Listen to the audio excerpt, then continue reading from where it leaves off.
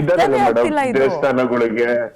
ದೇವಸ್ಥಾನಗಳಿಗೆ coffee ಡೇಗಳಿಗೆ star bucks ಗಳಿಗೆಲ್ಲ ಓಡಾಡ್ಕಂತ ಎಷ್ಟೋ ಜನರು ನಮ್ ಕಡೆಯವ್ರು ನೋಡಿದಾರೆ. ಪಾಪು ತೀರ್ಕೊಂಡ್ ಹೋದ್ಮೇಲೂ ಅಲಿತಾ ಇದಾರೆ ಮೇಡಮ್ ಇವರಿಬ್ರು. ಪಾಪು ತೀರ್ಕೊಂಡ್ ಹೋದ್ಮೇಲೆ ಹೋಗ್ಬಿಟ್ಟು IVF ಮಾಡಿಸ್ಕೊಂಡವ್ರೆ. IVF ಡಾಕ್ಯುಮೆಂಟ್ ಬಂದೈತೆ, 2 ತಿಂಗಳಾಗಿಲ್ಲ ಪಾಪು ತೀರ್ಕೊಂಡು. 5ನೇ ತಾರೀಕು ಮೇ ತಿಂಗಳಿಗೆ ಹೋಗ್ಬಿಟ್ಟು ಎಗ್ಸ್ ಸ್ಪರ್ಮ್ ಎಲ್ಲ ಹೋಗಿ ಮದರ್ಹುಡ್ ಹಾಸ್ಪಿಟ್ಲ್ HRBR ಲೇಔಟ್ ಅಲ್ಲಿ ಮದರ್ಹುಡ್ ಹಾಸ್ಪಿಟ್ಲ್ ಅಲ್ಲಿ ಹೋಗ್ಬಿಟ್ಟು ನಿಮ್ಮ ಹತ್ರ ನೀವು ನಿಮ್ ಹೆಂಡತಿ ಚೆನ್ನಾಗಿದ್ದಾಗ ಮಕ್ಳು ಜೊತೆಗೆ ಆಕೆ ಸಂಬಂಧ ಹೆಂಗಿತ್ತು? ಮಕ್ಳಗ್ ನೋಡ್ಕೋತಾ ಇರ್ಲಿಲ್ವಾ ಚೆನ್ನಾಗಿ? ಮಕ್ಳು ನೋಡ್ಕೊಂತ ಇದ್ಲು ಮೇಡಮ್, ಆದ್ರೆ 90% ಆಫ್ ದ ಟೈಮ್ ಬೆಡ್ ಮೇಲೆ ಮಲ್ಕೋದು ಇನ್ಸ್ಟಾಗ್ರಾಮ್ ನೋಡ್ತಾ ಇದ್ಲು ಮೇಡಮ್. ಇಷ್ಟು ಮಾತ್ರ ನಿಜ. ಮಕ್ಳು ಆಗು ಹೋಗು ಯಾರು ಸರ್ ನೋಡ್ಕೊಳ್ತಾ ಇದ್ದು? ಸ್ಕೂಲಿಗೆ ಕಳ್ಸೋದು, ಕಾಲೇಜಿಗೆ ಕಳ್ಸೋದು, ಮಾತಾಡ್ಸೋದು, ಊಟ ಮಾಡ್ಸೋದು, ಅಮ್ಮನ್ ಕೆಲ್ಸ ಅದು. ಅವಳು ಏನ 1000 ಇಟ್ಕೊಂಡಿರ್ಲಿ, ಅಮ್ಮನ್ ಕೆಲ್ಸ ಅದು. ಅದನ್ನ ಮಾಡ್ತಾ ಇರ್ಲಿಲ್ವಾ ನಿಮ್ ಹೆಂಡತಿ? ನಿಮ್ಗೆ ಅವಾಗ್ಲೂ ಅನುಮಾನ ಬರ್ಲಿಲ್ವಾ ನೀವು ಮಾಡಿದ ದೊಡ್ಡ ತಪ್ಪು ಅವ್ರು ಯಾರೋ ಬಾಮ ಇದನ್ ಮಾತೋ ಅಥವಾ ನಿಮ್ ಮತ್ತೆ ಮಾತೋ ಕೇಳ್ಕೊಂಡು ಅನ್ಯಾಯವಾಗಿ ಅಂತ ಗಿಣಿ ಅಂತ ಮಗಳನ್ನ ಕಳ್ಕೊಂಡ್ರಿ ಸರ್ ನೀವು? ಆಗಿದ್ದಾಗ್ಲಿ ನೋಡ್ಕೊಳ್ಳೋಣ, ನನ್ನ ಮಗಳನ್ನ ನನ್ನ ಜೊತೆ ಇಟ್ಕೋಬೇಕಿತ್ತು ಅನ್ನೋ ಧೈರ್ಯ ಮಾಡಿದ್ರೆ ಇವತ್ತು ಆ ಫೋಟೋದಲ್ಲಿ ತೋರಿಸ್ತಾ ಇದೀವಲ್ಲ 5 ವರ್ಷದ ಗಿಣಿ ತರ ಇದೆ ಮಗು. ಕಳ್ಕತಾ ಇರ್ಲಿಲ್ಲ ಸರ್ ನೀವು? ದೊಡ್ಡ ತಪ್ಪು ಮಾಡ್ಕೊಂಡ್ರಿ ಸರ್. ತುಂಬಾ ದೊಡ್ಡ ತಪ್ಪು ಮಾಡಿದೆ. ನನ್ನ ಜೀವನದಲ್ಲಿ ಮಾಡಿರೋ ಮೊದಲನೇ ಅತಿ ದೊಡ್ಡ ತಪ್ಪು ಅಂದ್ರೆ ನನ್ನ ಕೈಯಲ್ಲಿ ಎತ್ಕೊಂಡಿರೋ ಪಾಪುನ ಬಿಟ್ಬಿಟ್ಟು ಬಂದೆ ಮೇಡಮ್. ನಾನು ಎಂತ ಕೆಲ್ಸ ಅಂದ್ರೆ ಅಂತ ಕೆಲ್ಸ ಆಗೋಗ್ಬಿಟ್ಟು ಮೇಡಮ್ ನನ್ನ ಕೈಯಲ್ಲಿ.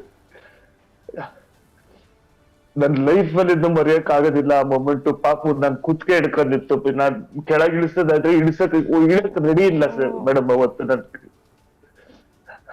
ಪಾಪ ಅಳ್ತಿದ್ ಮಾಡ್ತಾ ಇದ್ಲು. ಅದಕ್ಕೆ ಅಂತ ಹೋಗಿ ಐಸ್ ಕ್ರೀಮ್ ಕೊಡಿಸ್ಕೊಂಡು ತಿನ್ಸ್ಕೊಂಡ್ ಬಂದು ಪುಸ್ಲಾಯಿಸಿ ಬಿಟ್ಬಿಟ್ಟು ಬಂದೆ ಮೇಡಮ್ ನಾನು ಅವಳನ್ನ. ನೀವ್ ಇವತ್ತು ಈ ಕಣ್ಣೀರ್ ಹಾಕೋದನ್ನ ನಿಮ್ ಹೆಂಡತಿ ಎದುರಿಗೆ ಕಣ್ಣೀರ್ ಹಾಕ್ಬೇಕಿತ್ತು ಸರ್.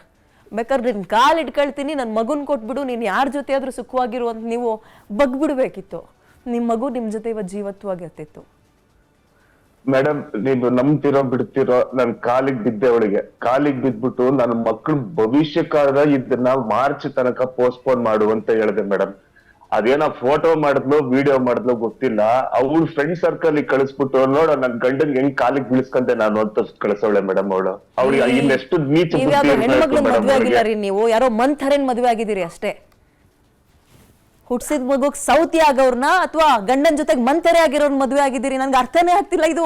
ನನಗೆ ಅದೇನೋ ಸಿಟ್ಟಲ್ಲಿ ಏನಾದ್ರು ಪ್ರಶ್ನೆ ಕೇಳ್ಬೇಕು ಅಥವಾ ಅಳ್ಬೇಕು, ನಿಮ್ಮನ್ನ ಮಾತಾಡ್ಸೋದ್ ಹೆಂಗೆ, ನಿಮ್ಮನ್ನ ನಿಭಾಯಿಸೋದ್ ಹೆಂಗೆ ಕಾರ್ಯಕ್ರಮದಲ್ಲಿ ನನಗೆ ಗೊತ್ತಾಗ್ತಿಲ್ಲ. ನನ್ಗೆ ಅವ್ರ ಮನೆಯವ್ರ ಮೇಲೆ ನನಗ್ ಪದಗಳು ಸಿಗ್ತಾ ಇಲ್ಲ, ಏನ್ ಕರಿಬೇಕು ಅವ್ರ ಮನೆಯವ್ರನ್ನ ಅಂತ. ನಾವು ನೋಡಿರೋ ತಂದೆ ತಾಯಿನೇ ಬೇರೆ, ನಾವು ನೋಡಿರೋ ಅಜ್ಜ ಅಜ್ಜಿನೇ ಬೇರೆ, ನಾವು ಬೆಳೆದು ಬಂದಿರೋ ವಾತಾವರಣನೇ ಬೇರೆ. ಎಂತ ಕಡೆ ಸಿಗಾಕಬಿಟ್ಟು ಅನ್ಯಾಯವಾಗಿ ಮಗು ಕಳ್ಕೊಂಡ್ರಿ ಸರ್ ನೀವು? ಹೌದು ಮೇಡಮ್, ಹೌದು. ಅನ್ಯಾಯವಾಗಿ ಒಂದ್ ಜೀವ ಹೋಯ್ತು ಮೇಡಮ್, ಅನ್ಯಾಯವಾಗಿ. ಮಗು ಹೋದ್ಮೇಲೆ IVF ಸೆಂಟರ್ಗೆ ಹೋಗಿ ಇನ್ನೊಂದು ಮಗು ಬೇಕು ಅಂತ ಇನ್ನೊಬ್ರು ಜೊತೆಗೆ ಹೋಗ್ತಾರೆ ಈಕೆ ಅಂದ್ರೆ ಅದ್ ಹೆಂಗೆ ನನಗೆ ಅರ್ಥ ಆಗ್ತಿಲ್ಲ ನನ್ನ ಕೈಲಿ. ಒಬ್ಬ ಎಂಥ ಸ್ಯಾಡಿಸ್ಟ್ಗಳು ನಮಗೆ ಅಲ್ಲದವ್ರ ಮಕ್ಳನ್ನ ಹಿಂಗ್ ನಡೆಸ್ಕೊಳ್ಳಲ್ಲ ಸ್ವಂತ ಹುಟ್ಸಿದ ಮಗುಗೆ.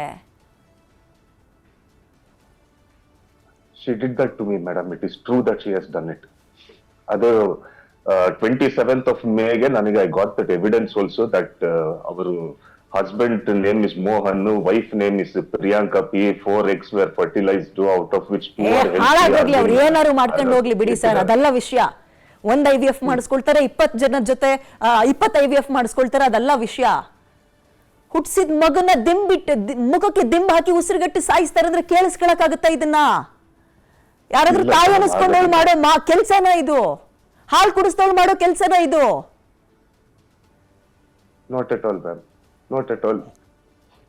They're like demons in human flesh and skin, madam. Well, worse than demons.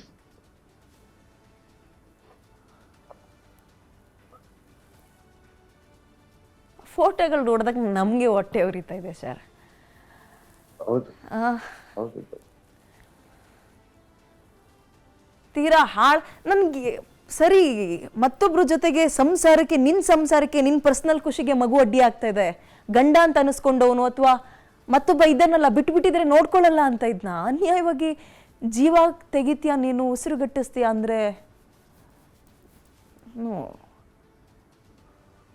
ಎಲ್ಲಿದ್ದಾರೆ ಅವ್ರು ಇವಾಗ? Madam, Mohan is currently under arrest and Priyanka is still absconding. ಅವಳು ತಲೆ ಮರೆಸ್ಕೊಂಡು ಹೋಗಿದ್ದಾಳೆ, ಇನ್ನೂ ಸಿಕ್ಕಿಲ್ಲ. Today being the 5th day. ಬದುಕಿದಾರಾ? I have no idea madam, ನನಗೇನು ಗೊತ್ತಿಲ್ಲ.